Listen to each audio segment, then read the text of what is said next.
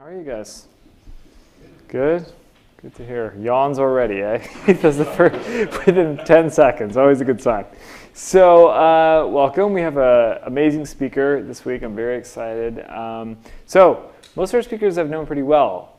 Alexandra or Alex? Alex is good. Alex and I have spoken on the phone a few times. We are connected because my future brother-in-law is your CFO. But you have been described as a badass by several people that with whom I've spoken. She is, I would say, our most, of all the speakers we have, probably I'm the most impressed by overall what she's accomplished as an entrepreneur, right? Technically. Enormous challenge that she's taken on. I don't want to spoil anything because she's a very, very interesting career path that we'll get into. But without further ado, here is Alex.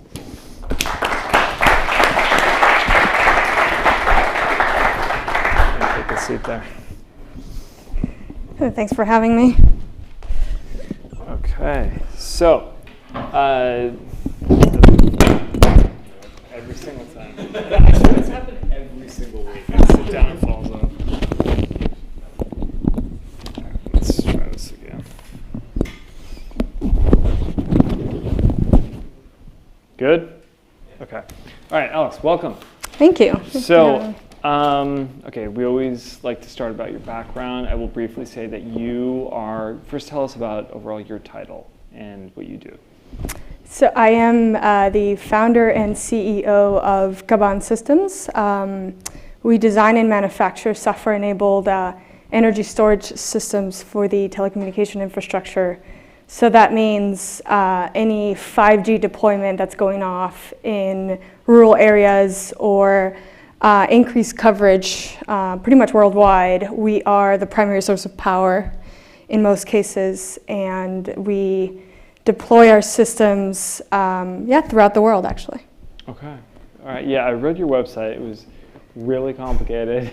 Spent a lot of time trying to understand exactly. Can you break that down for us kind of more simply? Like, how does your company, as far as an energy company, battery company, what do you do like in the value chain overall compared to other energy companies? Yeah, absolutely. So we, the area that we focus on is we are for all intents and purposes, a battery manufacturing company. Most of us come from the automotive world, have either worked at electric vehicle companies, either on the design side or on the manufacturing side. And so we focus on the design of the power electronics, the mechanical aspect of the equipment, and then we manufacture it.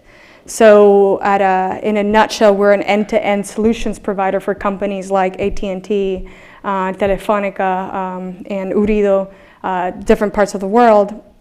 And we are a small line item in their supply chain. So they go to companies like Ericsson to buy radio base stations. So this would be 5G LTE equipment, and we provide power to that equipment. And so we become pretty important because every minute that the radio base station is down is a revenue loss for bigger companies. And so right now, if they want to troubleshoot something in the field, they have to send a person out to the middle of nowhere.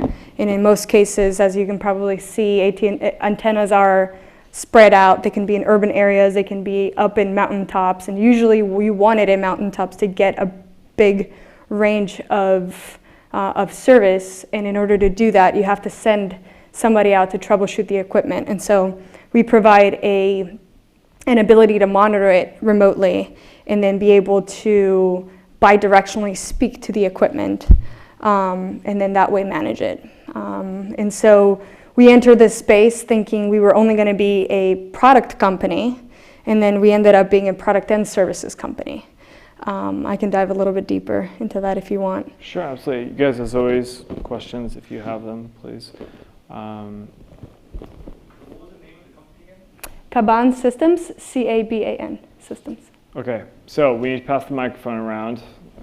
This is going to fall off. I got more complaints that the webcast people couldn't hear your questions. So, microphone person, can we get one of those? Oh, thank you. There you go. Is this working? No. Is this working? All right, yeah. So questions, please use this. Okay. Any others? I'm sure we'll get more in a minute. I'm just curious, what type of battery technologies do you guys use? Mainly lithium, or not mainly, but lithium. Yeah.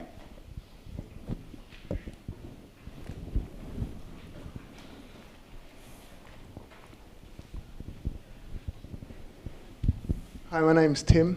I'm a graduate student here studying electrical engineering and computer science.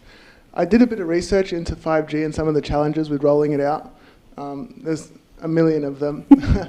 But projected installations for antenna arrays of 800,000 in the next 5 years. How does that scale for a startup? I guess that seemed like a little bit small for me to pursue. How have you frame that to investors about how you're going to scale with only 800,000 units projected? Just to give you a rough sense, 800,000 units would be roughly about 2 billion in revenue. Okay. So, yeah. I guess most of those are concentrated in local areas. So are you also putting battery power in cities, or is it just for rural areas? No, it's both. So we started off, and in sort of talking a little bit about product market fit, we decided to tackle all of the no-brainers. So these are towers. If you drive from here to Vegas, you'll see all the different telecommunication towers all being off-grid, because it doesn't make economic sense for anybody to pull electric lines all throughout those highway systems. And so you have telecommunication towers out there being completely run on diesel generators. And so as a company, we decided it's much easier for us to compete with diesel generators because return on investment is a lot higher. And so we started off with tackling the 20% of towers that are all off-grid. That way we can gain economies of scale, bring our costs down, go through cost reduction exercises, increase our automation throughput of the plant, and then be able to offer a lower solution for urban areas for 5G deployments. And so those are those systems would be we could deploy up to about 40 systems a week at scale, at volume. Thank you. Any others?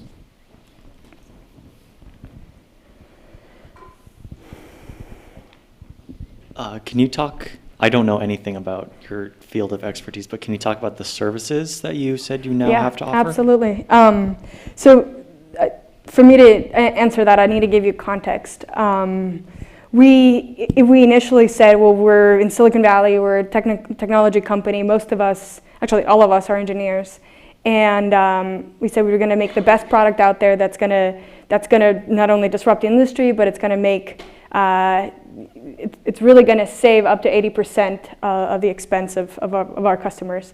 And what ended up happening is when we started quoting items, X works, that means we're responsible up to the manufacturing and everything out of our door. We provide manuals, we provide instructions as to how to operate it, how to install it.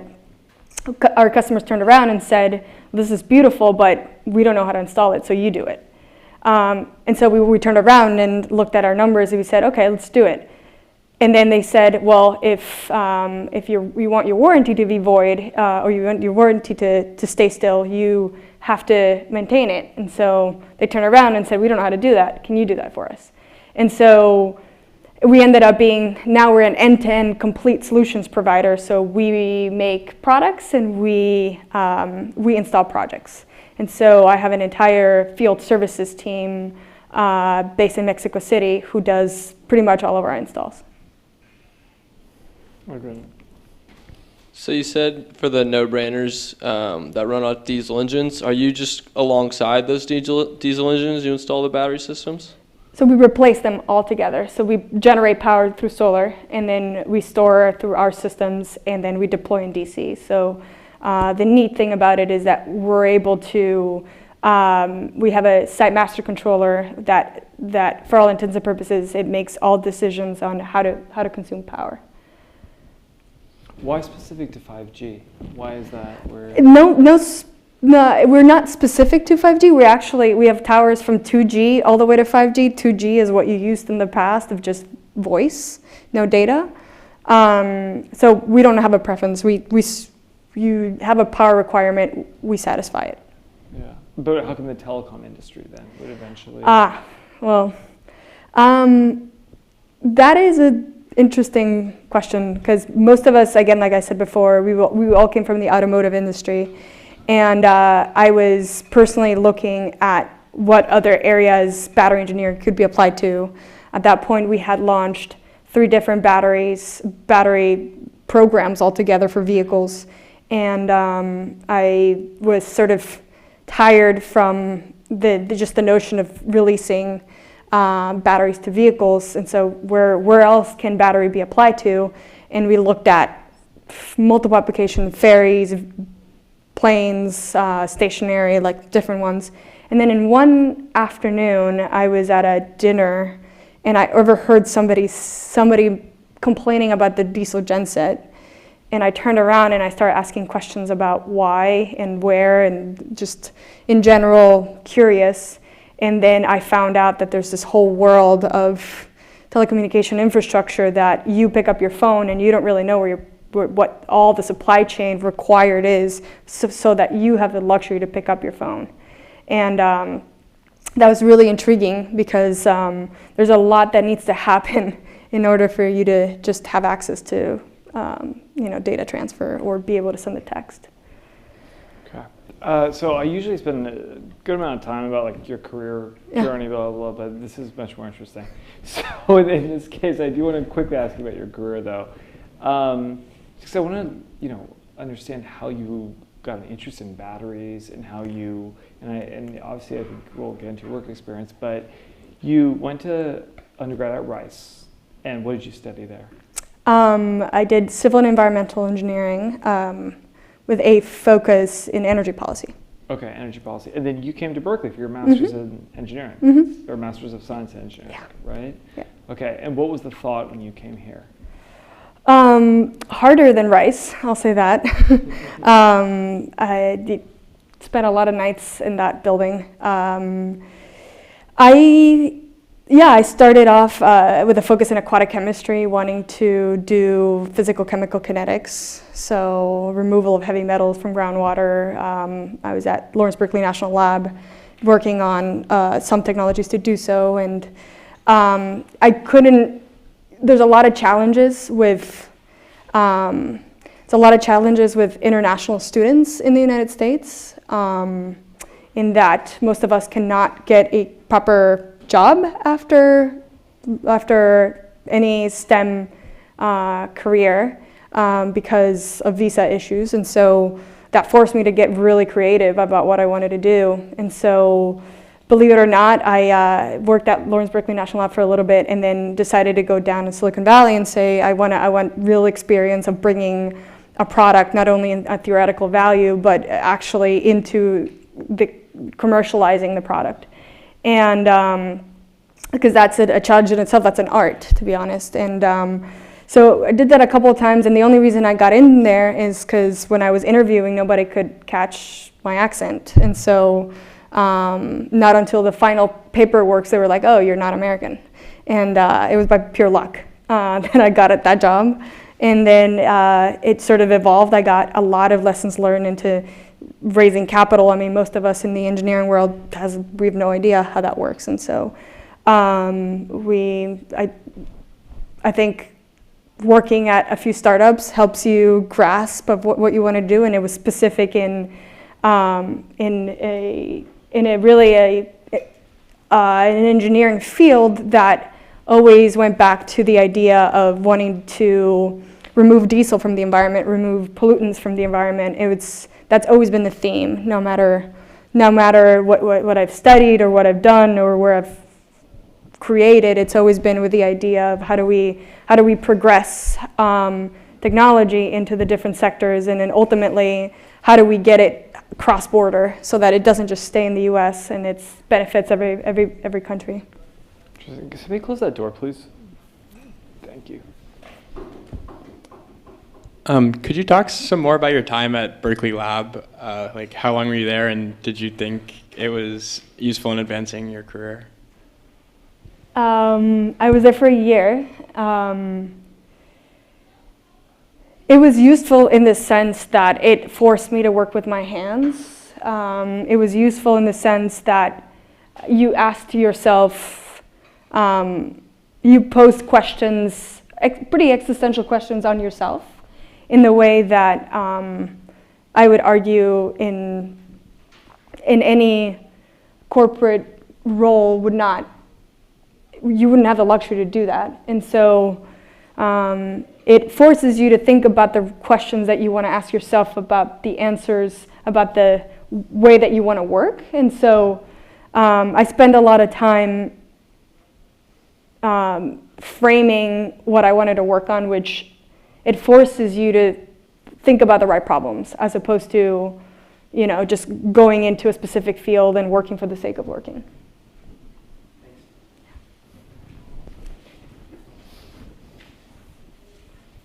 By the way, where are you from? I'm originally born and raised in Guatemala. Okay. Yeah. Hey, I'm David. Thanks for being here. I think it's really interesting that you said you minored in energy policy. Mm-hmm. Is that correct? You minored in energy policy, and now you're in the energy field. And yet, I haven't heard you yet talk about green energy, clean energy. Yet, that seems to be the product that you're delivering. Mm-hmm. Is there a reason that you don't frame your company as a green company? And do you take into account in your business model, maybe savings that these telecommunication companies might be given via tax cuts or whatnot?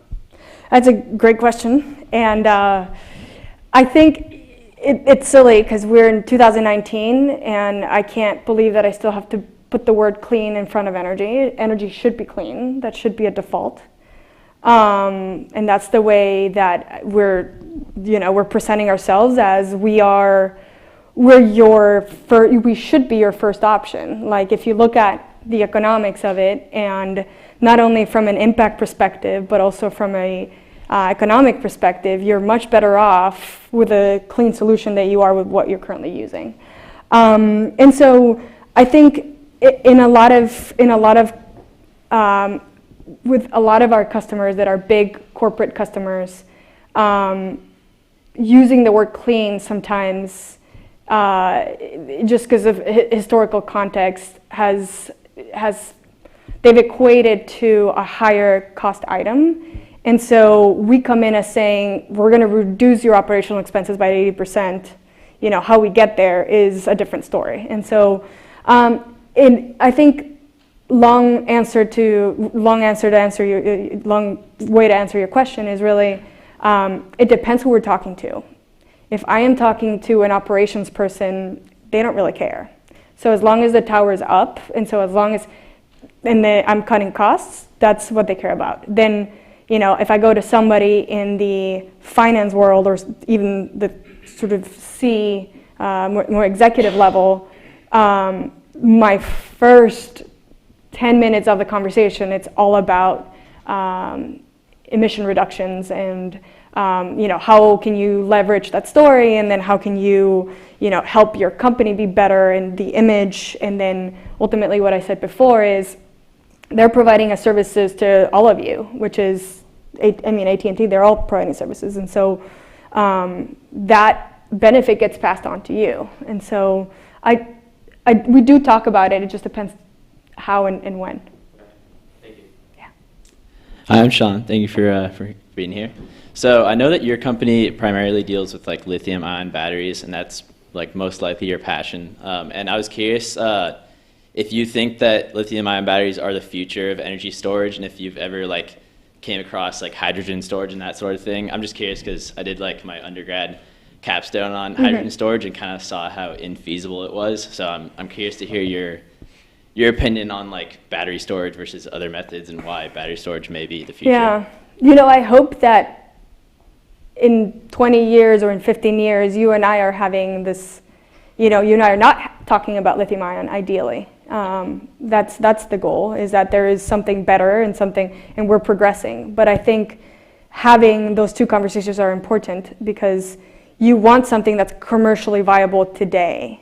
And you want also to have people working in the lab, making sure that there's something better for the future, something that's more dense, something that's easy to manufacture, because it's one thing that that's technically feasible, and then there's another thing if you can mass produce it in a way that your footprint's down and that it's cost competitive with everything else.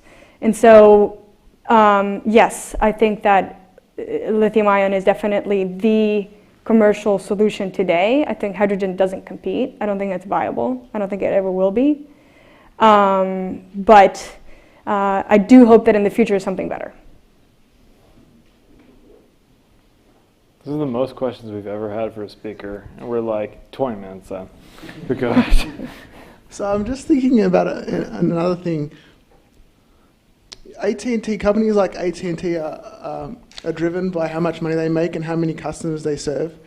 People in rural areas, there's less populated, those areas. So traditionally with the rollout of 3G, 4G, we've seen most of that happen in cities.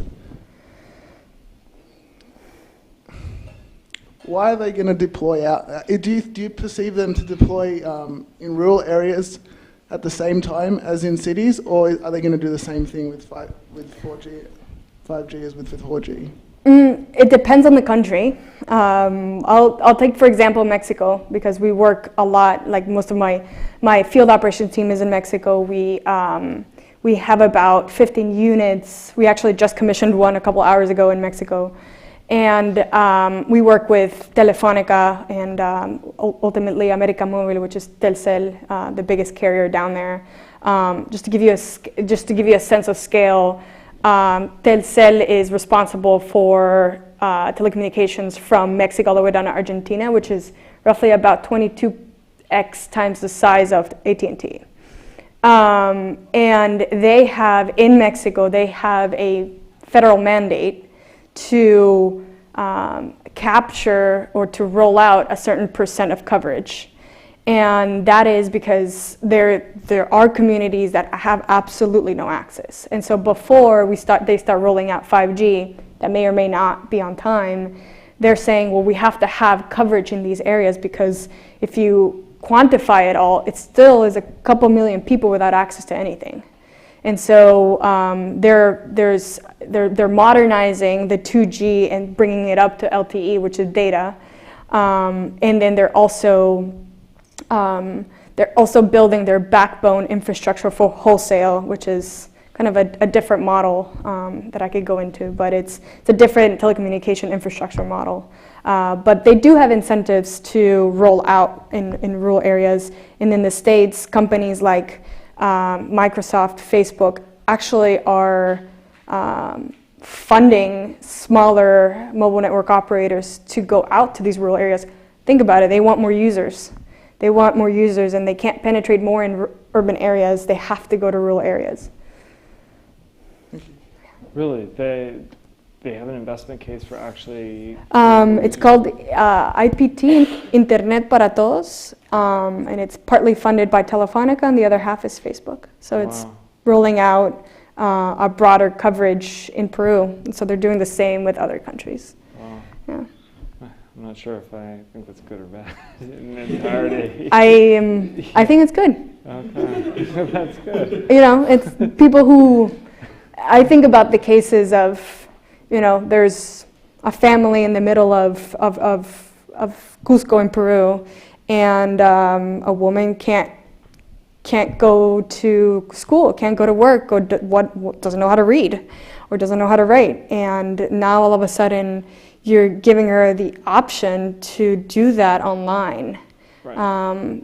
Yeah, I don't doubt that. There's a John Oliver last week tonight episode of maybe a few months ago about like the proliferation of Facebook in Myanmar, and how, like, you know, unregulated enters new industries. Like, if misinformation can spread so rapidly in an area that's not prepared for it. Oh yeah. That's most of my. Okay, now I'm talking about infrastructure. Yeah. I stayed in infrastructure. Yeah, totally different topic. Okay, did we have? Yeah. So for the partnership in Peru with Facebook and the telecommunication companies, so how does that work? Is it like Facebook they get like free access to Facebook if they use like the certain like telecommunication software, because I think that's how they do it, and like that's how Facebook grew in like other like rural areas, I think. I don't think I'm well positioned to answer that. I don't know. All we provide power to the systems, and how you use Facebook, I don't want to get into that. We promote. We go to these areas and we promote access to clean power, access to internet, and that's where we leave off.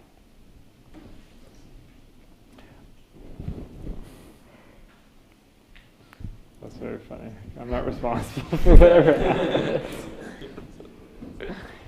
I was curious if you could talk a little bit about like your journey into entrepreneurship. Like, why did you want to become an entrepreneur? And yeah. Sure. I think it.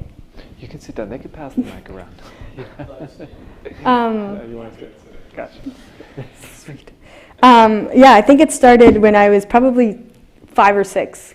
I grew up in a household of all entrepreneurs. My father was is an entrepreneur. My grandfather on both sides. So all I really knew was, oh, you grow up and you have a company, and that's it. And I saw my father hustle like 4 a.m. to 9 p.m. every day, and I grew up seeing that. So for me, it was very obvious that that's what you do. You come up with good ideas, but the ideas solve a problem or a need. You didn't build a company for the sake of building a company. You built it so that you're solving something. And so my older sister is also an entrepreneur, very successful. She's headquartered in London, and I think coming to the U.S. shaped that, made me be a little bit more intelligent with respect to the way that we make decisions, and just get a little bit more prepared with respect to ability to lead teams and financing and all of that. And so I think it was a really organic move, but I think it's always been in my books, and in fact, I was probably never a good employee. I'm surprised I didn't get fired a couple times, but yeah. Yeah. So the actual company that you worked at was Proatra, you said? Proterra. So that it's a company based out of actually here in the Bay Area. They were designer and manufacturers of electric buses. So pretty much all the transit buses that you see, all the buses that you see on the 101 that are Google-based double deckers. So we designed and also manufactured big lithium-ion batteries for heavy-duty equipment. So that's trains, all the subway systems in New York. Daimler and Volvo had their double-decker buses redesigned by us, all of their electric vehicle ones. And actually, that's how I met my co-founder at the previous company. So what was your actual role in the company? It changed. It changed a couple times. I was there for about 5 years. But I was technical NPI, so new product introduction, program managers. That means anywhere from ideation all the way through production. I would lead big projects. So that's any new product, charging infrastructure, V2G, software, telemetry, 2 battery programs, and then a couple of vehicle-wide programs. So that's anywhere from the electric chassis up, we would deploy. Okay, and when you, go ahead. Actually, you know what, let me have you hold that question for 2 seconds, because I want to continue this. Okay, so you met your co-founder at Proterra, and were you looking to start a company when you guys started talking, or was it what was the discussion? Like, we have an idea, we want to get out of here, like we could do this better on our own, or how did that go? How'd you find each other? How'd you know you wanted to start a company? So we were on the same team. We reported to the same person, but he was director of systems and applications. So this means you would take a single system and then you would apply it to different things. And we always got along very, very well. We made multiple trips up to Daimler in Germany, and we got along very well from the beginning. He's about 22 years older than me, but we got along really well, and we were always the first ones in, last ones out in our team. And I remember after having that discussion about the diesel gensets in the back, I started poking around and doing some market validation, talking to a few people, doing some back of the envelope math. And I pulled him to the side and I said, I'm starting this. Do you want to come? And so, yeah, it took him 2 days to say yes. And then we started our journey there. So you were still at Proterra when you Yes. overheard that kind of comment about 5G systems. And so how long after you heard that did it take for you to kind of, were you still in the kind of market research phase? Yes. So I was still working at Proterra during that time. And so as long as the state of California encourages people to think outside the box, actually, and you're able to, so as long as you work outside of you can be working on any project that you want, so as long as it's on the weekends and it's off hours, not on the computer.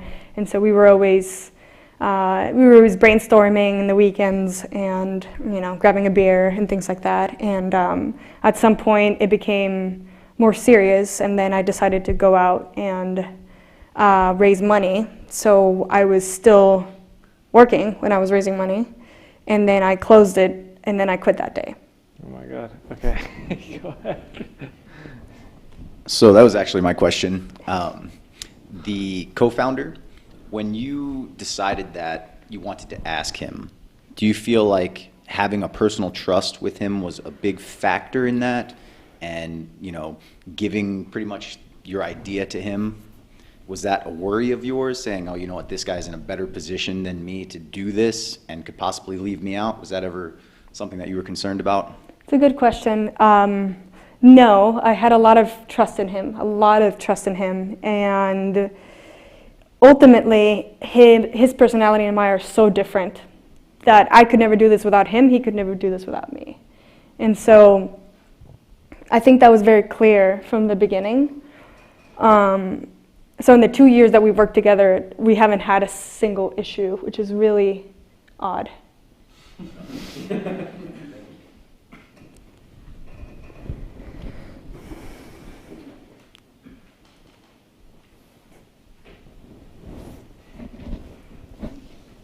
Could you talk a little bit about your go-to-market strategy? I know it's super slow and bureaucratic industry.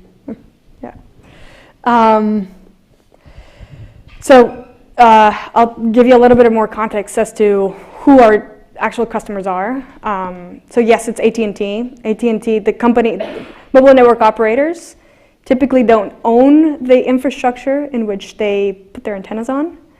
And so our customers end up being both the mobile network operators and the tower companies.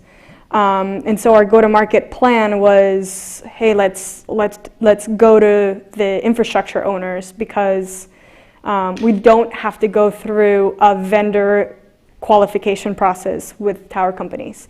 So our goal was to get 10 pilots up and running with tower companies, and then be able to transition those into bigger orders. And meanwhile, in parallel, we would be speaking to companies like AT&T, like Sprint, and then go through the process of getting added as a qualified vendor. And when I say qualified vendor, they take your equipment and they destroy it in their lab, and make sure it doesn't go into thermal runway, make sure that it has security systems on it. And so you have one chance with them. And if there's any issues that come up, you're disqualified as a vendor. And so we wanted to make sure that we were moving forward with those kind of two approaches. And so we got all of these tower companies to say, yes, we'll buy your equipment, mainly because we're able to actually centralize the use of power. So 10 years ago, every mobile network operator had its own operating tower. And then laws changed a little bit where all operators were able to actually co-locate into a single tower. So when that happened, everybody sort of brought on all of their old equipment. So you saw multiple generators in a single tower, multiple tower batteries in a single tower, just really inefficiencies across the entire system. So we centralized the use of power, and we actually deliver power to every operator, and they charge them at the end of the month. And so when we sold that model, everybody, all the tower companies were really excited because they pay on for a footprint basis. And so our go-to-market plan was, let's tackle those and then move forward into competing in like bigger RFPs with actual operators or carriers. So I am curious, like, just how, I mean, the capital costs are very high in the energy industry. I remember I met with a company when I was still in grad school called Sole Focus that had, I think, $150 million in funding is what they told us when we were there.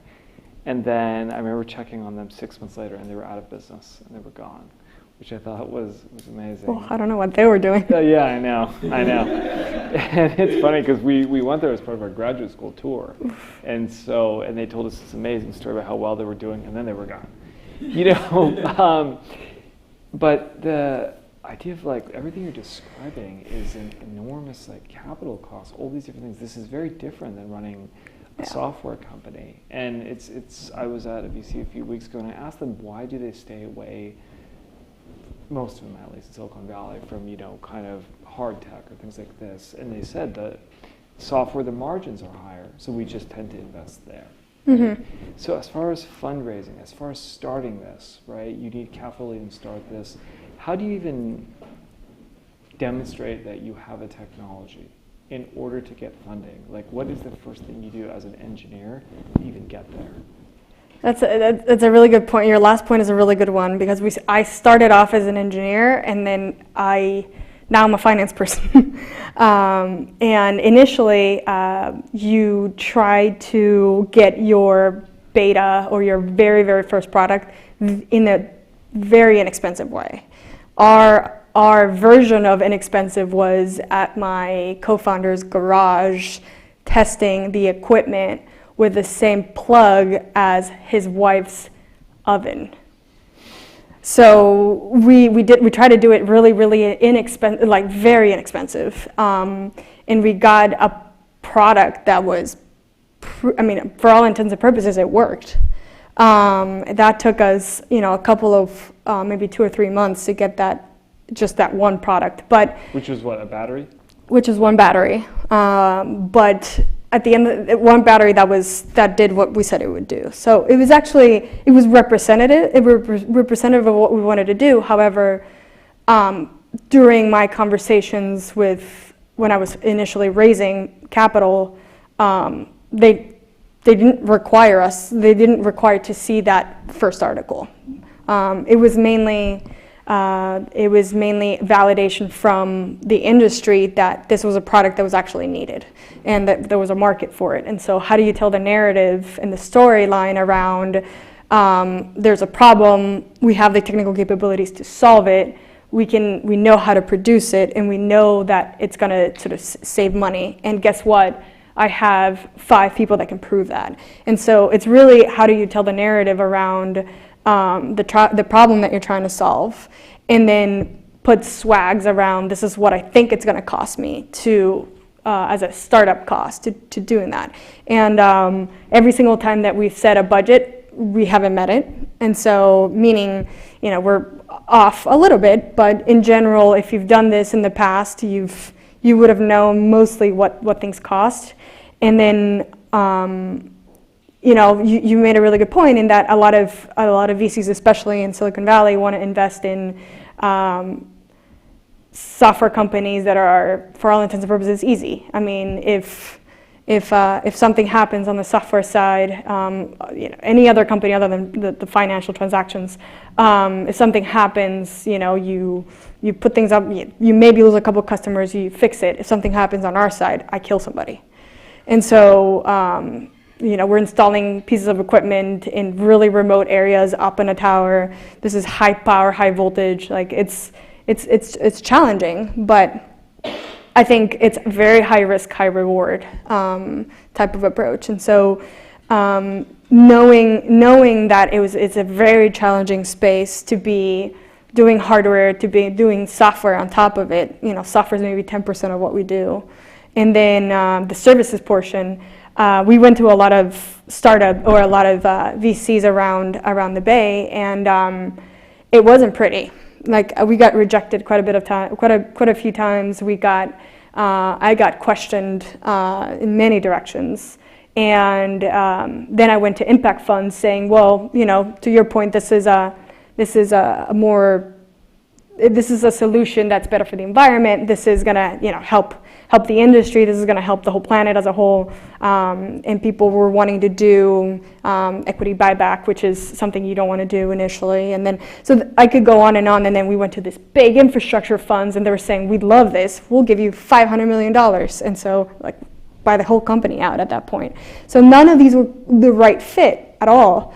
And I think the lesson learned there was initially when you first start doing this, you have to really plot out your narrative around not only what you need, but what do other people, how do other people perceive you, and what do other people want? Because at the end of the day, they have to tell their limited partners what sort of return they can expect on their own investment in the fund. And so we have to really think about it from their perspective and their lenses too. And so I think it was a combination of, we went to a strategic investor, and then we actually got funded by the California Energy Commission to bring up a production line. So. Oh.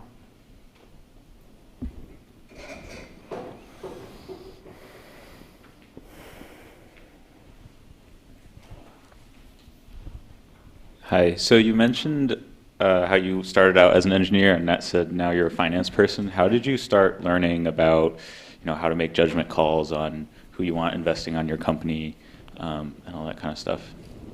That's a good question. I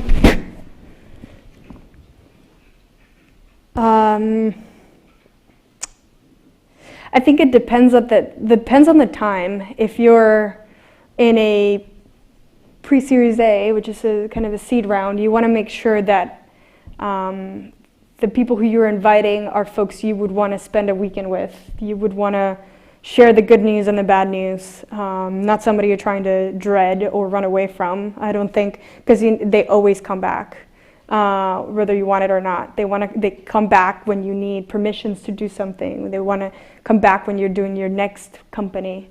And so initially, it's less about how much value they can add, and more about is this a person I genuinely like, or is this a person in a fund that I genuinely like? And then as you get bigger, you wanna make sure that your long-term goals align, and that companies don't have you focusing on things that are not for the best interest in the company. And so I think that's more from a holistic perspective. And then from a financial perspective, you just got to get really smart about how to negotiate properly. I think, I took I took the notion of the devil's in the details quite closely, because everything can seem really good in the surface, and then once you get into the contract and all of that, it gets interesting. We talk a lot here about product market fit. We've had a bunch of different entrepreneurs that are here talking about how they evaluated whether they had something. Some have said, ask your users. We had Han Jin up here who has a camera company. He said, honestly, everything they tell you in these business classes, Steve Blank, it wasn't helpful, right? Because you get a different answer from everybody.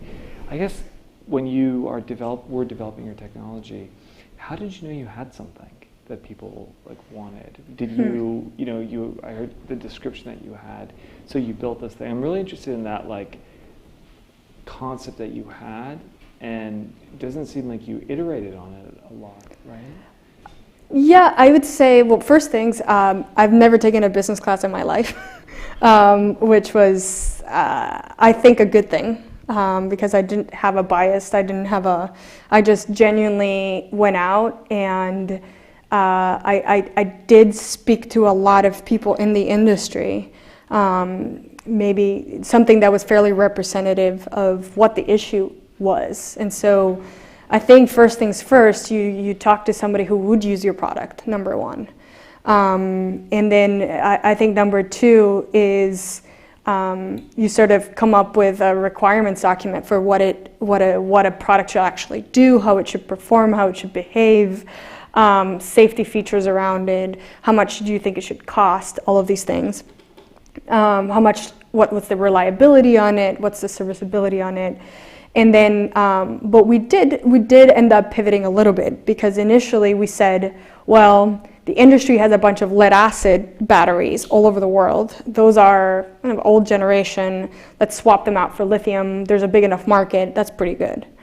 And we pivoted from that because in this industry specifically, nobody really just wanted a swap of batteries. They wanted a whole system. They wanted something more intelligent. They wanted the possibility of generating power on site. They wanted their ability to remotely monitor these things. And so initially we didn't know this whole scope.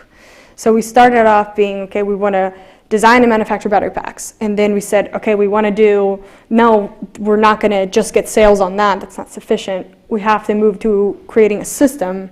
And that only came from really maybe diving a little bit deeper on what the requirements and what the goals of savings were for these companies. And then we pivoted into products and services. And so I don't think we started off with the grand solution. We started off with something that was fairly representative of what the industry wanted.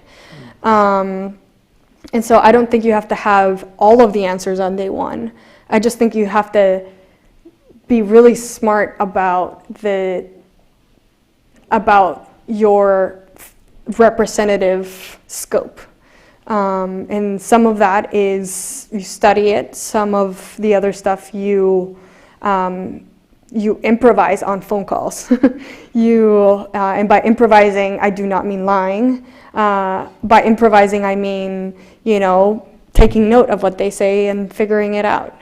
And so I think that's how we got better and better and better. And I think the ability to control all of this remotely, just like you would, like if you have for instance, a Tesla Powerwall, you would know I'm discharging this much, I'm charging this much, this is just general usage.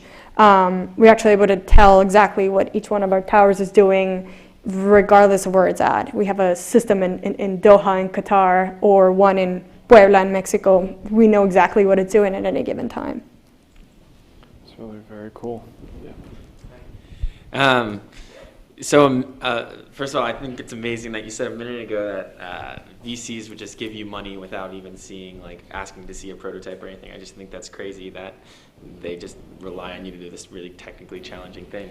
But you've taken the company now from plugging it in the wall where an oven was to now what seems like a very successful company.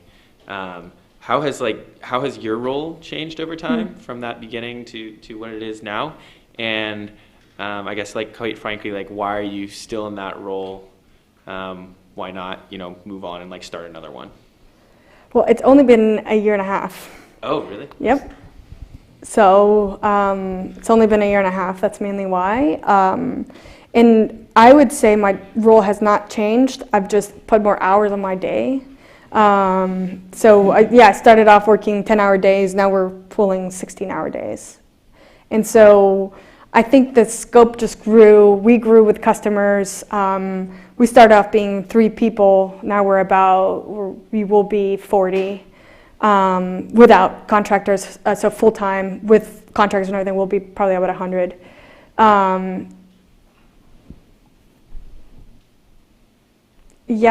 My role has changed quite a bit. I think I've changed quite a bit. And I think I've just become smarter around where do I spend my time and delegating quite a bit. I'm still working on that. I don't think I'm there yet. One second. Can somebody start an attendance sheet? Actually, we lost one already. Can somebody? Thank you. Have you ever had like one of your batteries like malfunction or like have a really bad PR thing, like if a battery exploded or something? Oh, no, or, not that. Or just like didn't work and you just really pissed off one of your customers? You're being recorded. And then how did you like handle that Yeah. PR mess? Because we're on the record here, no, we never we put seven Sorry. no problem, seven safety features in the battery, so that a thermal runaway is a big no-no in any industry, in the energy industry. So thermal runaway is when you have a random failure, random cell, have side exposure or side rupture. This is, if you get to a point where you can't control that, you should probably go home. Yes, to answer your question, yes, that happened yesterday actually. We had an issue in the field when we were installing it, and we pissed the customer off because we shut off their main power line, and they lost service for about 4 hours, which would equated to about $19,000 of revenue loss. That we'll see what happens. So I'm in the middle of it. We had a question back there.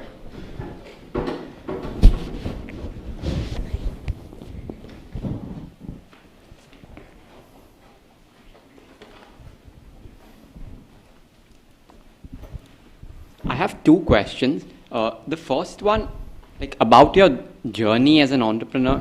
So like you said, when you were around 5 or 6 years old, somewhere down the line, like you knew that you wanted to do something of your own. But did you also have an idea like that this is the kind of area you want to focus on, or this is the kind of problem you want to focus on, or some sort of thing that you can identify yourself with?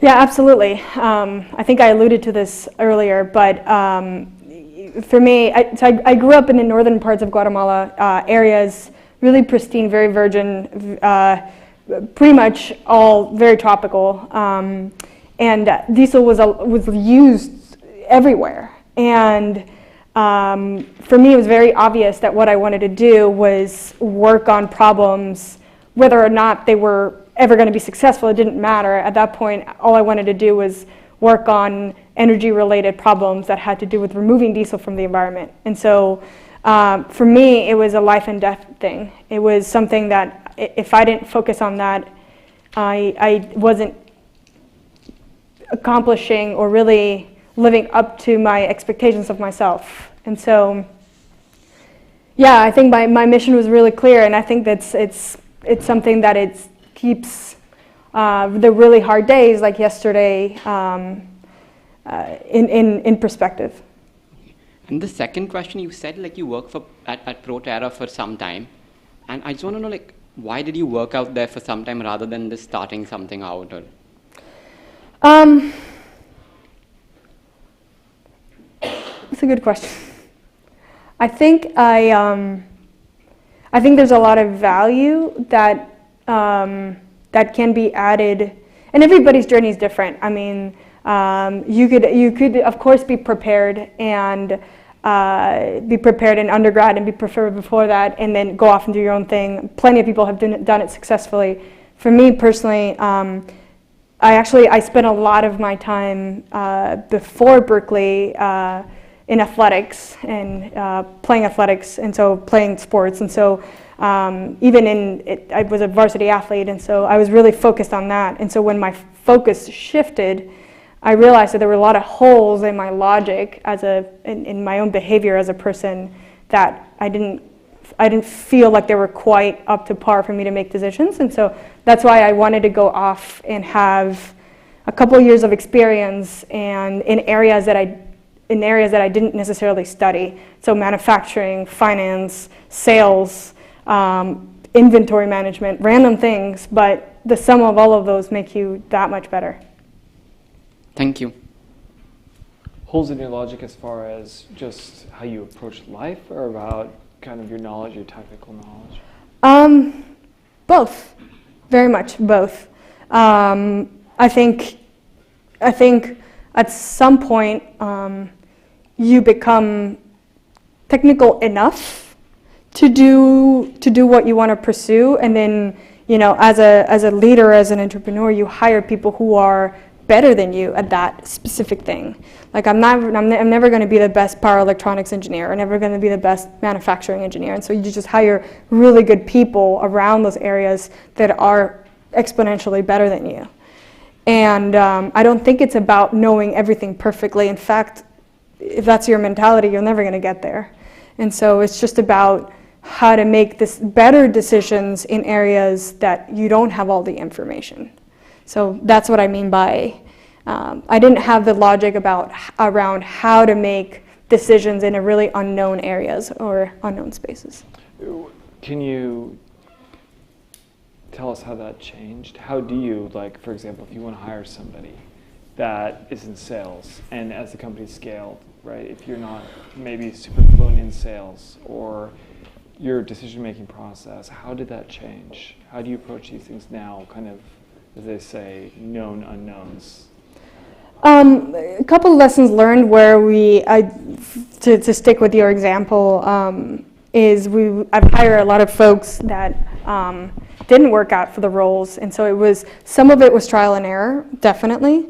In some other cases, it was setting up frameworks and proper sort of doing the process of actually hiring somebody, putting them into different use case scenarios, giving them, putting them on calls even though they know nothing about, or putting them into these different areas. And then I think there's a really interesting human, sort of cognitive human understanding of how do other people behave, and what is your empathy towards not only your role, but your role as a function of others. And so there's a couple of I would say really specific examples that I can point to that have taught me how to better approach problems, and sort of really taking a step back. And the first things first is you want to listen. You want to sit there and then listen into all of the issues, or all the things that come up. Ask questions, ask more questions, and then sit still. And then after collecting all the information, then sort of approach the issue in their shoes. So back to that empathy is, how would I answer these questions if I were in their shoes? And so I just think it's been really ever evolving, and not by any, I don't think I'm, again, there yet by any stretch of the imagination, but it's just made my eagerness increase, but my time to react slow down, and be a little bit more thoughtful in my delivery and in my decision-making progress. Anybody else?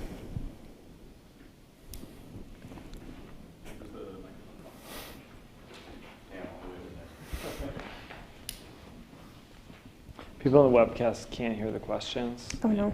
And so. Hi.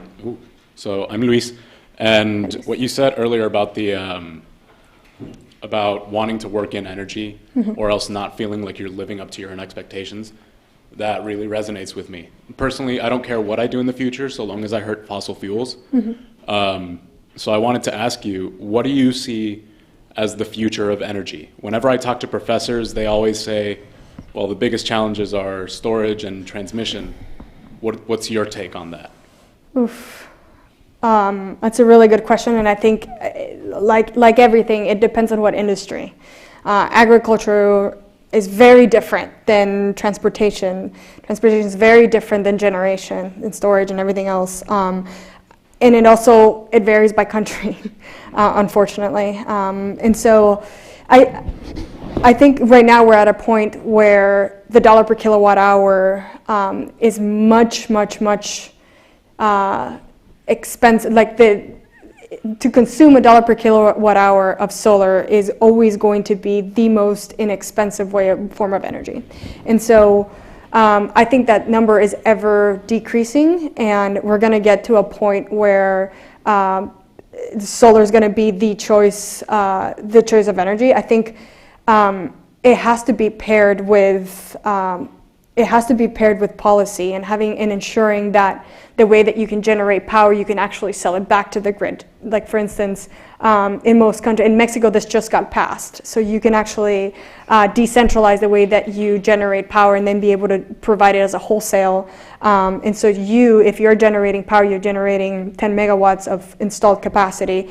And if you're selling that to the grid, you can actually be able to use it in different parts of the country and not just where it's generated. And so I think technology and policy have to be really, really tied together. I think back to my very, very initial point, which was we can't just expect policy and then materials to magically change the way that we think about energy. These things have to go hand in hand. We have to be able to implement policies and implement technologies today that are commercially available, like the things that we're doing. So the things that we're doing are not brainers. We're not inventing a new thin layered material. We're taking something that it's commercially viable and we can implement today.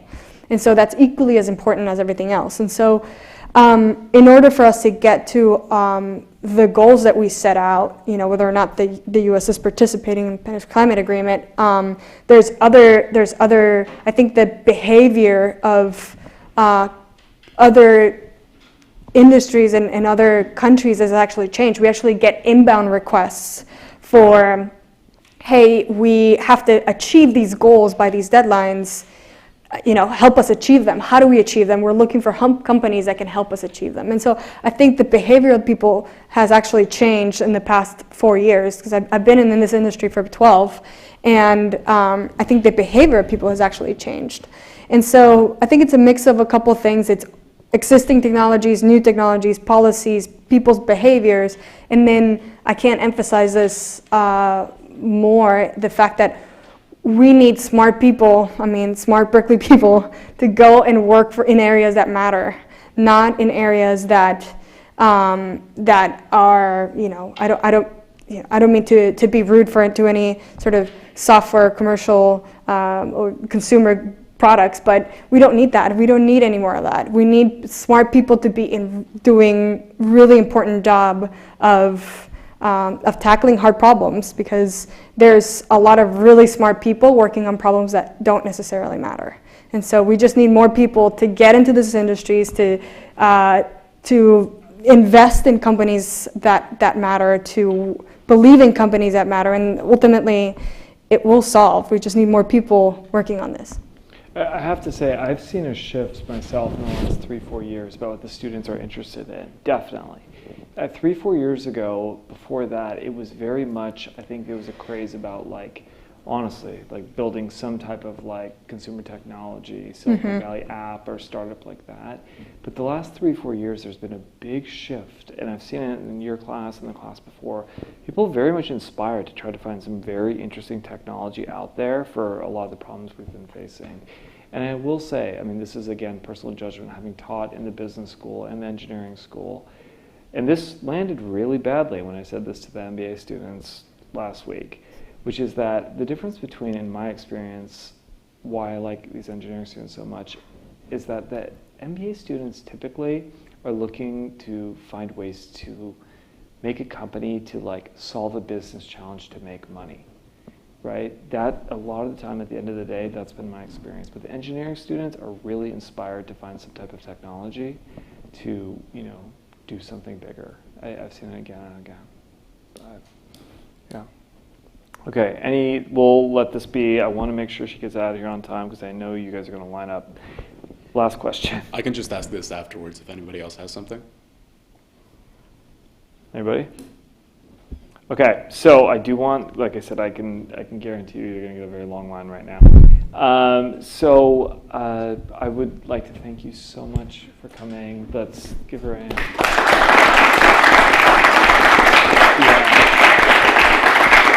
I'll say this one thing.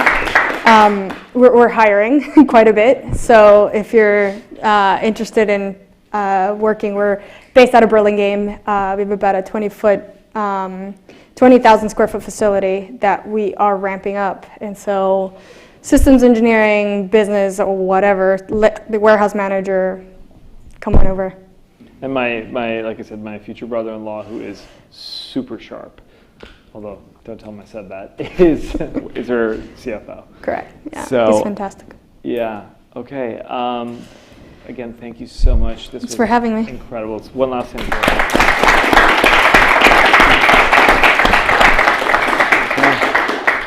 Okay, let's go around.